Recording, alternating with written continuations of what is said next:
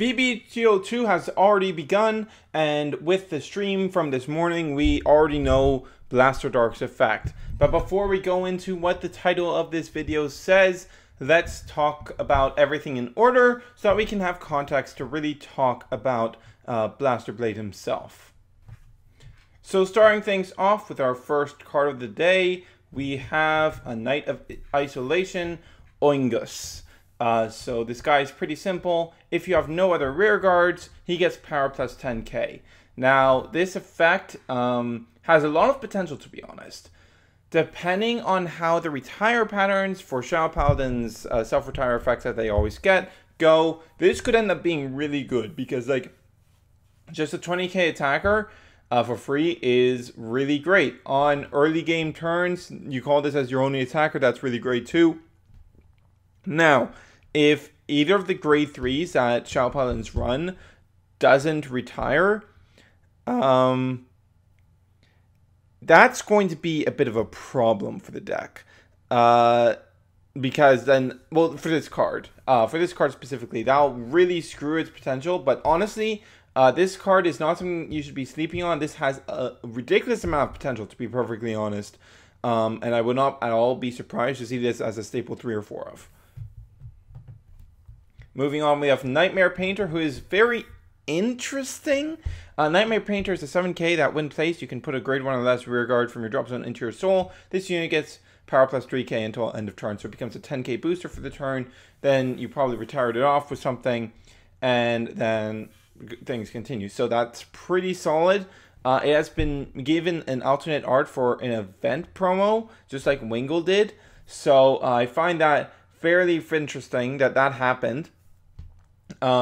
This kind of indicates that there's going to be a bunch of soul use in Shadow Paladins. I could easily see this seeing play. 10k boosters see play in other decks, so you know this could see play, especially if they really need that extra soul for free while getting power gain, or if they need specific cards in the soul. Then this could be really great. Then we have our first triple rare, which confirms that Shadow Paladins will be getting 3 triple rares in this set. We have Skull Witch Nemain, which has gone down to a grade 1. It is 5k and has the act ability to rest itself, search your deck for up to 1 card with power 5000, call to open and rear guard, and shuffle your deck. This ability can only be used once per turn, even by cards with the same card name. So it's a hard once per turn. Even other Nemains will not be able to use this skill again for the turn. But this is ridiculously strong, just free +1 to your board state, and with how much Shadow Paladins care about card quantity, that is actually incredible. And if Nemain gets, like, if there's any other 5k power things that Nemain can toolbox into, then this card becomes even stronger. Like, this is honestly ridiculously good, and like, this is one of the highest, like, this is free. This is freaking free. There's no Soul Blast cost. There's no Counter Blast cost. Like, Countless is like the only other thing I can think of that's this free. And even that requires some setup. This is just live as soon as you can call it. Like, that is stupid good. The only downside, of course, is it's low power. But again, because of retire shenanigans, you don't really care that much about that. Smashing Knight Demon isn't really anything to look at for much of any time. This is just a standard 18k or 17k in the case of Excel or Protect. The plus 5k beater, gifter, grade 3 that every trial deck gets. There's nothing really to look at here. Yeah, moving on. Now we're getting into the stream stuff. First up, we have Knight of Darkness Rugos, who has also gone down to a grade 1. So if you have 6 or more units, this unit gets grade +1, power plus 3000, and intercept. This includes Guardians, which is fairly interesting.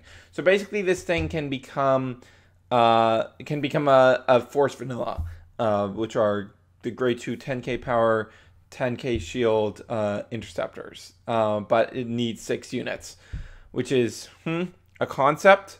I would not expect this to see play, but it could be decent enough. Like, that shield value and boost for 10k is decent, I suppose. But I wouldn't expect anything out of this card.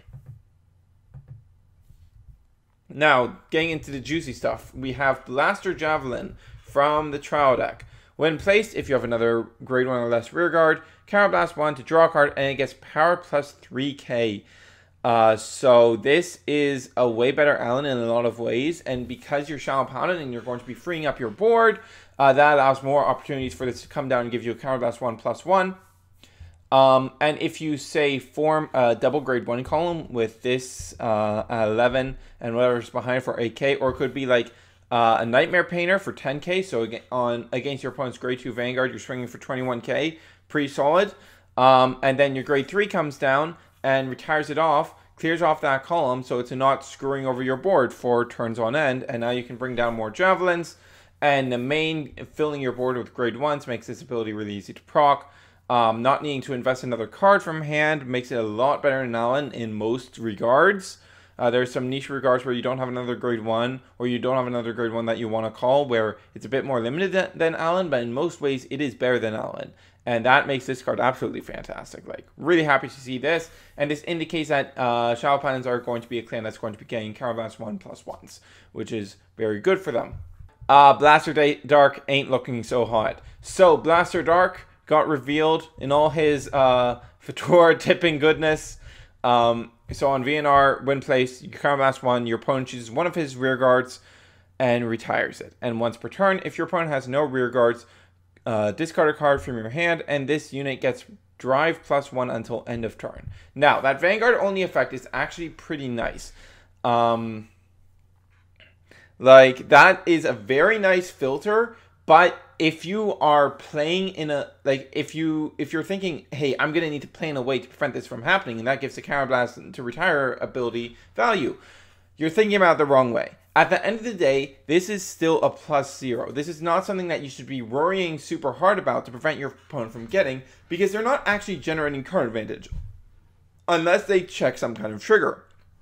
However, the increased chance of hitting a trigger is only 22%. So, in less than 1 of every 4 games where they resolve this ability, are they actually going to check that trigger. So you just need to get that out of that, get that risk out of your mind, stop thinking about that, and just go, okay, I'm just gonna play normally, not give them something that I wouldn't put down normally for them to retire, and I'm going to just play normally and not worry about that extra drive check, and just play good. That's all it comes down to, just play good. Like, if you're guarding this anyways, like if you're guarding grade 1 or 2 Vanguard, you should always be guarding it for no pass, and that just becomes a 2 to pass here, so it's not really something to worry about. Yeah, and the retire ability. The retire ability is really bad. Like, opponent chooses retires are pretty bad in general, but it can work if the clan is designed around it, like Narukami has been in times in the past. But that isn't what's happening here. This seems to be a one-off skill. And looking at Javelin, we already know we have better ways to spend our counterblasts. So the big problem we run into here is, let's look at how this retire does against some of the top decks. So what is looking like the top decks out of EBO2 plus the top decks from EBO1 format. So we have OTT, Grand Blue, Dimension Police, Kagro, and Taji. So those are the ones we're going to look at right now. OTT hard counters you the hardest ever. If they have any Promise Daughter on the field, you Counterblast 1, they choose Promise Daughter, you whiff. And even if they don't, if they have Luckbird on the board, they choose that, you whiff. Or they just choose something that's already used its on place, like a Mei or a Farfowl, like, or an Onmyoji. It's not, that isn't good. Versus Grand Blue, they'll just choose something low value that they can get back really easily anyways, like a grade 2 front row or something, that they would probably be reviving anyways, or they'll choose a Night Mist. If they have a Night Mist on the board, they'll definitely choose the Night Mist. And if they have a Cutlass on the board, they choose the Cutlass, because that's going to allow them to plus more with Cutlass later in the game. And then we have Tachis, which they're going to a Blytops or a Elastotrax, and they're going to get more cards into their hand because of your ability. Kagro, they're going to choose an on-place, like Nahalem or Berserk or Bar. Something that they want to intercept away anyways, and then replace later with more on-place retires. And Dimension Police, they don't really care about a lot of their specific like back row rear guards. Like they'll just choose something to get rid of. Like as long as they're not losing like a Die Dragon or Sylvard, because you can't force them to lose that because they choose what to retire. They're not really going to care that much. And even when you can mass retire those as Kagro, it doesn't really do enough. So like against all of those decks, this retire ability is really bad. In a lot of scenarios, you're taking away a 5k shield that is not a very good value proposition in comparison to something like Blaster Javelin, or they're getting rid of like an on-place grade 1 in a place where they can easily replace it, in which case they do lose 10k shield, or they just don't feel the need to replace it. And just the amount of choices your opponent has to make this a ridiculously low value Counterblast 1 is just not good. This does not look good. Now, something similar to Blaster Blade could very well happen, where there are cards that specifically want the Blaster Dark name, and as a result, Blaster Dark becomes good because of those cards. Like if it gets a similar value thing like King of Knights Alfred, then sure. But Nightmare Painter is the event promo alt art that they went with, whereas last time they went with Wingull, so I have a hunch that nothing like Wingull is going to happen. And it's not quite in Shadow Paladin's toolbox to get something like King of Knights Alfred. So I'm doubtful that'll happen either. I'm just very doubtful that this card will be worth playing. Like, when the retire ability is this bad, like not worth using in the vast majority of instances, and the extra drive check ability is not plussing you in any way, and it's giving you a very marginal advantage in the ability to check triggers. It's just... it's worse than a vanilla, because if you were running a vanilla, that at least has 10k shield. But this is basically useless. Like, even if you want to compare it to Blaster Blade can control what's killing in the front row, which is essential against decks like Excel decks, can be very useful against Spikes and Dimension Police for killing like Sylvards and Die Dragons, which can be big threat cards. And its critical ability can be very good if you're in a scenario to properly utilize it, rushing down your opponent, either putting them at high damage for your Alfreds and Soul Savers to come down and try and finish them, or eating a lot of guard out of their hand.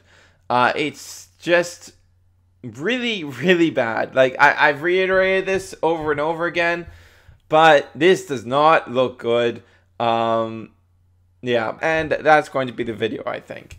I hope you guys enjoyed this. Tomorrow, I'm going to be doing another CFA testing stream. This time, I'm going to be taking a look, I believe, I think I'm going to do more testing with the Yamato VGCS Nova build, which I did a video on yesterday, which you can check out. And I'm going to be testing Dimension Police as well. So look forward to that. And this is Hunter Surge, signing off.